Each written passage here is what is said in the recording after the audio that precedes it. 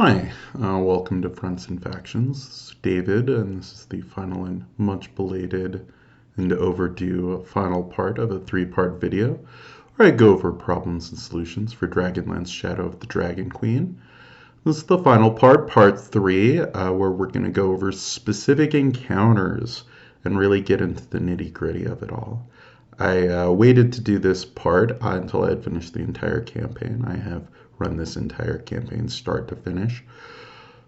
And part of the reason why I waited until I finished the entire campaign to do this part is I wanted to make sure that all of these encounters are encounters that I have run, so I'm not making any guesses. So I will be speaking through personal experience of all of this. Adventure overall is quite well balanced, especially for an officially published adventure by Wizards of the Coast, which is often fairly infamous for really trying to kill their low-level players in particular in a lot of modules. But there are occasional issues and spots, and we'll go over those together. Firstly, this is a very fast adventure. I've been running 3 concurrent campaigns. This was the last one that I started, and it was the first one that was finished. It overall took about 40-ish sessions, and the characters level very quickly, especially in the beginning. Because of that, there is often minimal to no treasure or even money presented in the book as is, especially in the beginning. I highly recommend adding in some small magical shops in Calaman and extra loot and magical items sprinkled throughout. Like I've already alluded to, this adventure does not try to kill its early level adventures, so minimal modifications are needed on that end. Feel free to add or subtract some soldiers if you have more or fewer players as needed in Chapter 3. But it's overall very well balanced, and I don't have any particular notes. Chapter 4, on the other hand, is kind of all over the place with multiple problematic sections. It starts with Rookledust's workshop, which is kind of a joke, as the party, who is leveled multiple times at this point, just fights some goblins. You could take that adventure, and if you just took away the context and you were to look at it, I would assume that this is an adventure for level 1 or level 2 characters, not level 4 characters at this point.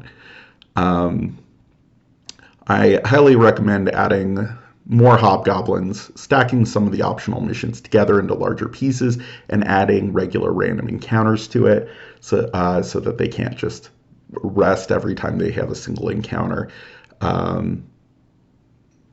There's no rest outside the walls of this chapter. There's soldiers everywhere, and it should feel like it. I would highly recommend that the players only are able to long rest within Calaman in this chapter, and then that way, if some of the encounters are going particularly well, you can go and add in more random encounters.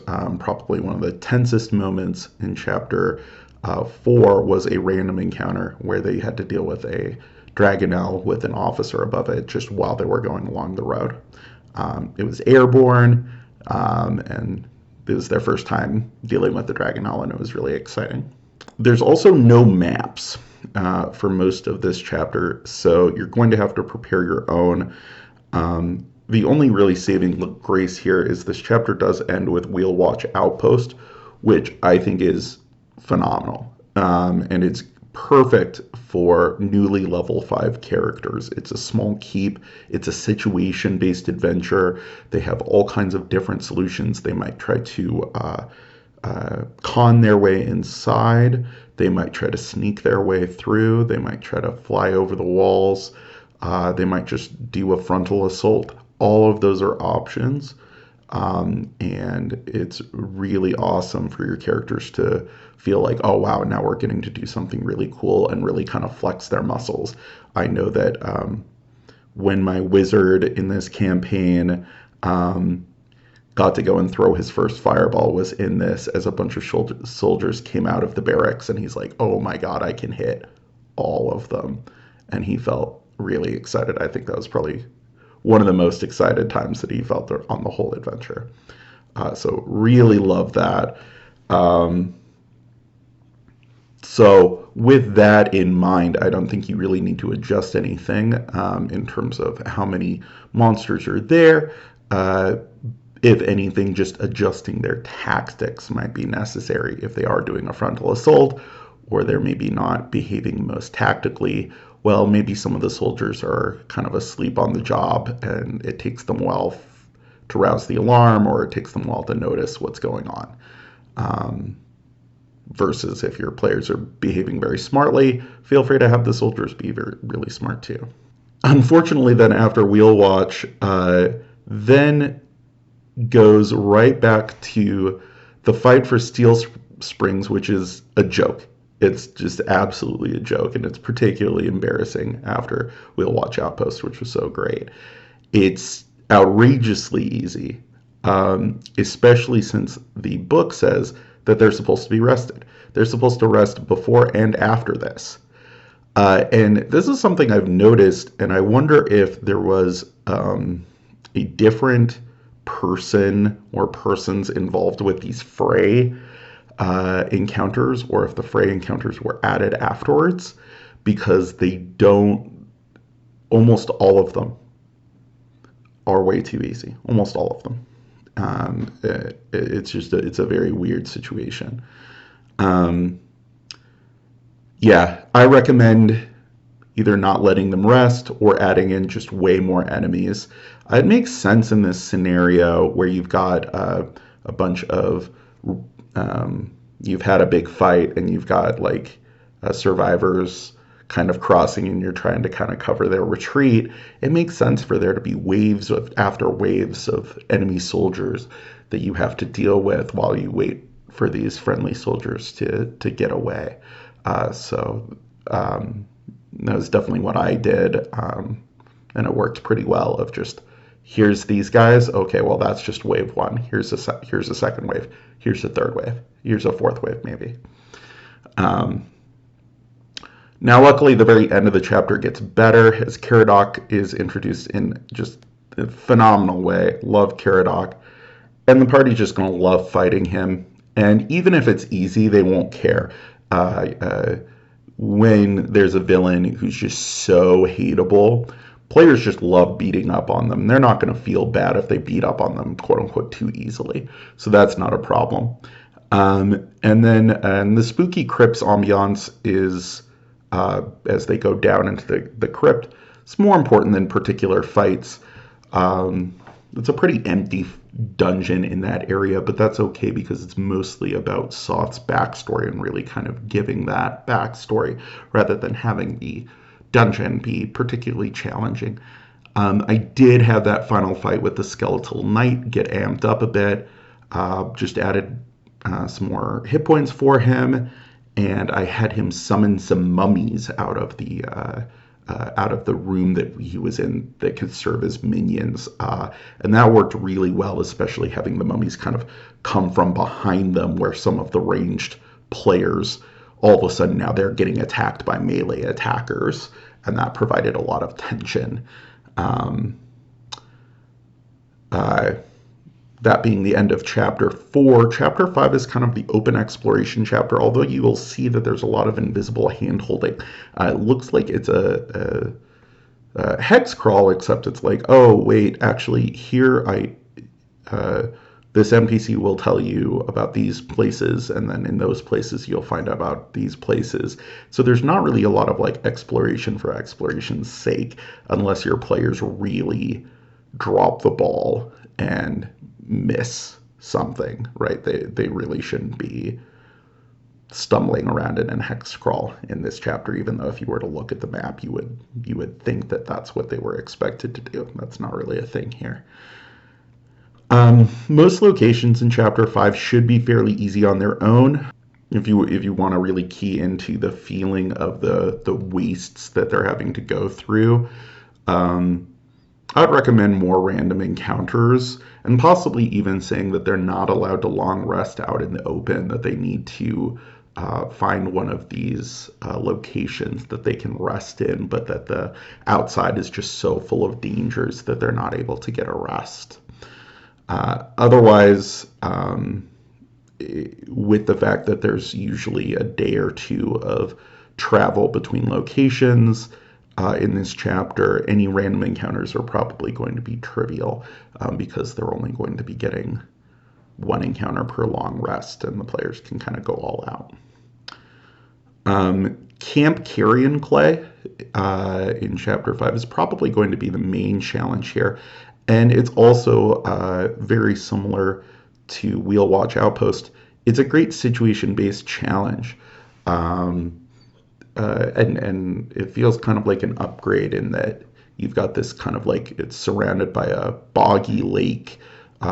They've got better lookouts that can see them coming from far away, right? It's going to be trickier to talk your way in, so lots of good opportunities. My players just decided to brute force it, but I could easily see a more charismatic party getting up to some shenanigans. I love that there's a boulette just chilling. That's a great little thing to put in there just to give the opportunities for shenanigans. And I love the dragon egg part, and I recommend making sure that the party gets it unless they really drop the ball. Being able to do that swap for the armor, if at all possible. For my group, it was a really meaningful interaction. Dreadwolf Cave and the Dragonlance Spires feels strangely absent. I kind of ended up fast forwarding through the latter. In the former, I had to add quite a bit. If you're not aware, the spires, it's like this area that you go in with the NPC. Really important NPC. I talked about this in a previous video.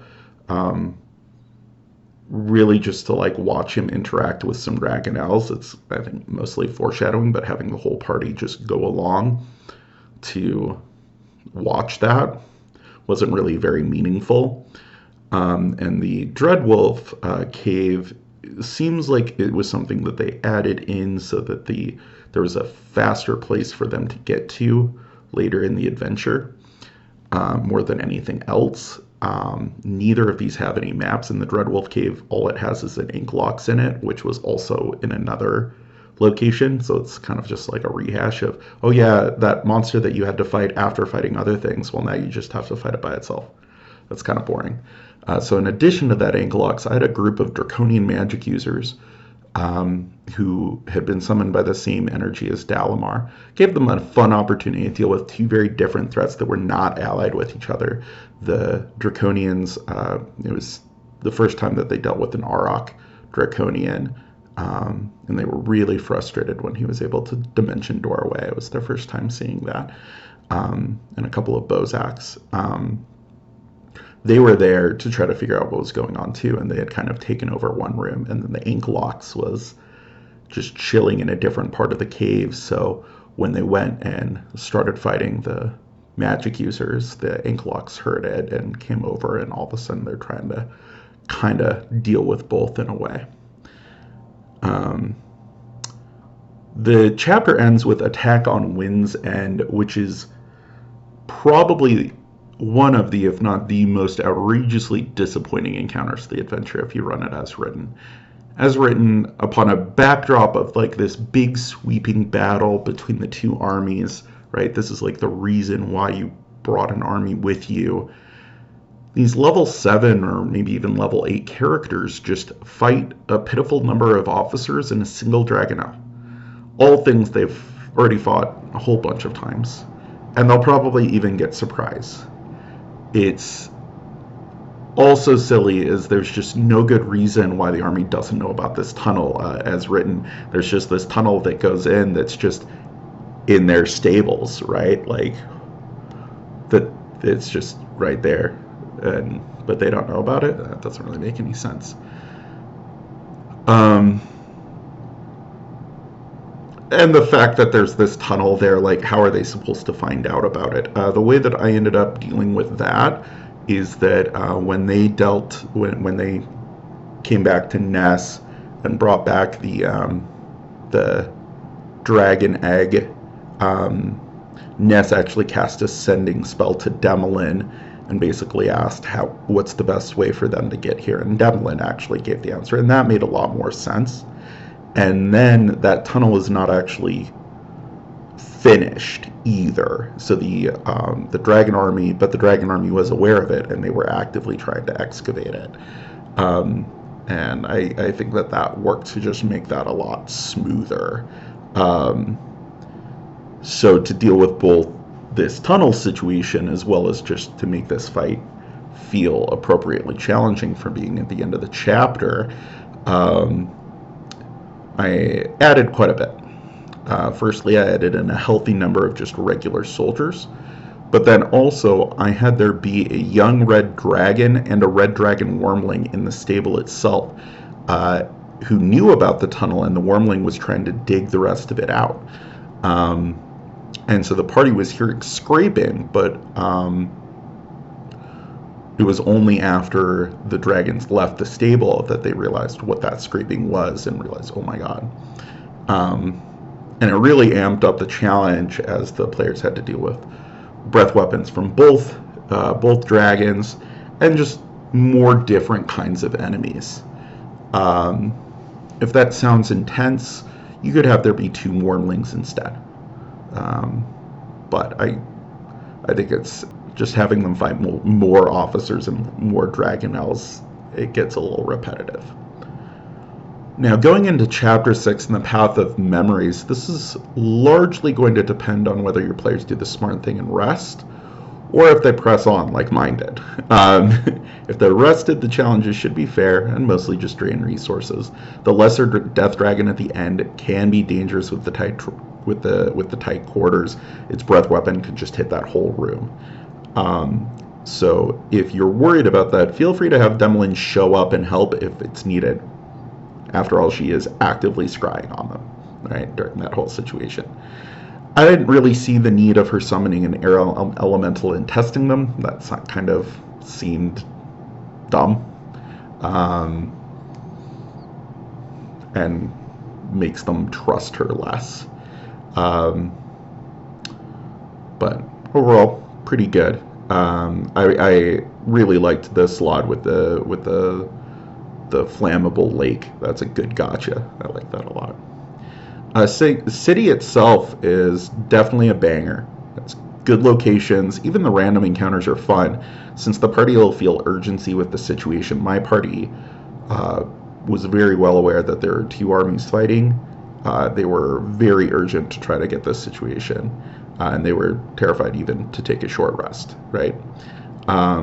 I particularly enjoyed in the random encounters, I ran the one where some soldiers were fighting an Astarian drone, and my players actually ended up rescuing it. That was the one kind of adopted NPC for this particular group. They adopted this Astarian drone, and who ended up helping in combat at various points. Don't really think any modifications to enemies are needed here either. Just modify their tactics, how smart they are to account for the players, right? There's a lot of kind of situations. The mansion in particular, I had some of the soldiers going and firing out of the second story windows and then ducking behind cover. You can definitely do that sort of thing as needed. So it's a good thing to kind of think about what kind of strategies these enemies might do, because there's often kind of big groups of them. Feel free to buff up Belathion at the end if the players are having an easy time going up to the tower, especially if they befriend Lahazet. You should be a scary enemy and not kind of a keel over. Like, don't you don't want to have him just fold over. Now my players pissed off Lahazet, so they had to deal with Lahazet and Belathion. So they had their hands full. But if it's just Bellafion, that could end up being way too easy at this level.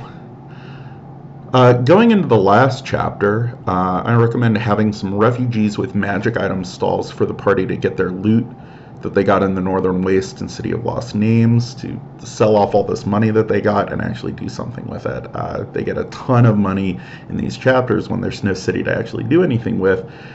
So you'd want to make sure that they actually have something they can spend this money on when they get back to Calaman, because they're going to have a lot of money. All the Battle of Calaman stuff itself is great, although there's again a distinct lack of maps, so I recommend getting 1 or 2 to use for this section. I ended up finding a map that had like a section of castle walls and like a gate. I ended up just using that for most of them. I let them get a short rest before finding out about Clyston and going into the Hawker's. There we go, Hawker's Grove. Hawker's Grove is one of the big reasons I'm glad I waited to talk about this until I ran it. When I was looking at it, I thought this was going to be way too easy, because most of the ones, like I said earlier, most of the fray combats are kind of a joke. And if you take a look at it, you would be like, oh yeah, there's, just some wormlings, and the characters are really high level at this point. The big thing here is the heavily obscured nature. They're in smoke. And so your players won't know where they are. And the wormlings have blind sight. Not super big blind sight, but a little bit of blind sight, so they can kind of poke around and find your players and cast breath weapons. Your players won't know how many of them there are. So it ended up being a lot more exciting than it looked like it did, just looking at the map and looking at kind of the initial setup.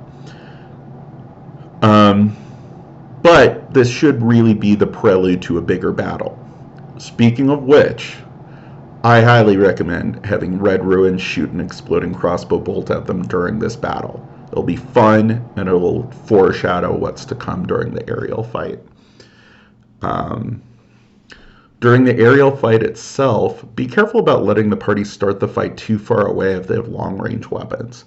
I let mine start pretty far, and I really regretted it, as not only the sharpshooter longbowmen basically got extra turns that nobody else got, as everybody else was trying to fly closer, but the spellcasters summoned flying monsters to approach and fight on their behalf, so Red Ruin really got minimal opportunities to try to push people off their mounts, and that's a lot of the fun of running Red Ruin.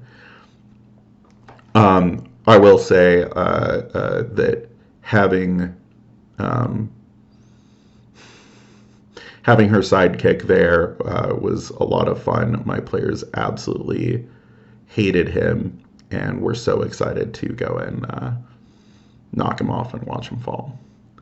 After the party gets into the Citadel and talks to Lidara, I highly recommend having the level occur then. Not right after the fight with Red Ruin, but after they talk to Lidara.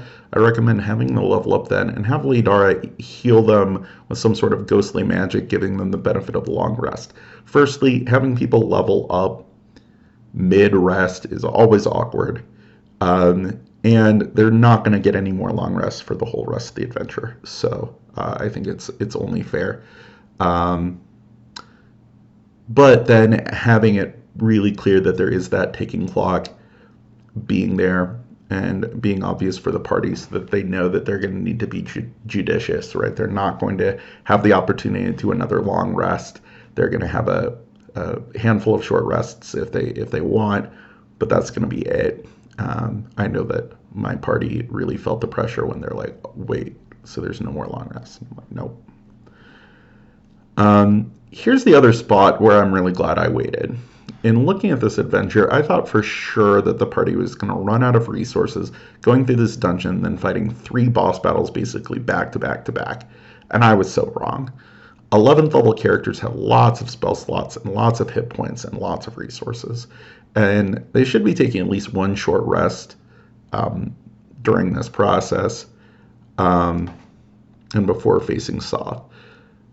You should try to foreshadow as best you can that they aren't really supposed to fight him. One thing I would recommend would be to give some henchmen or flunkies during these boss battles. Soth could summon some whites as a legendary action before getting paralyzed. The Death Dragon should show up with some zombie draconians that she's animated with her breath weapon beforehand. You can feel free to use ghoul or white or other decent CR undead for those. After they've fallen, give them a second to catch their breath. This is after they've fallen from the Citadel, right? Give them a second to catch their breath, but just a second. Make it clear that they aren't quite out of the woods yet, even though they've just fought multiple, they fought Soth and Western Kern and Worston Kern and the Greater Death Dragon. They've done all of that. They've fallen. They've cast Featherfall or done whatever they need to do to make sure that they don't fall to their death. They've landed, but they're not out of the woods yet because there's an army still around. I let my party use some healing potions and a healer's kit, but as soon as they tried to catch their bearings and figure out how to get back to town, that was when Consulti Fire Eyes showed up. As far as that battle goes, feel free to give either her or the dragon extra hit points if you need, but feel free not to. Your party's probably going to be nearing the edge of their adrenaline, so as long as they still have some cool things that they've saved up to do, that's all that's important. My party ended things with some javelins of lightning from the occupied mansion that I had completely forgot that they had. And they ended things off epically with the disintegration spell the wizard had been saving the whole time. It was epic, and they felt great. And at the end of the day, that should be important. And with that, that is the end of this series. I hope that this is helpful for anybody who's planning on running this.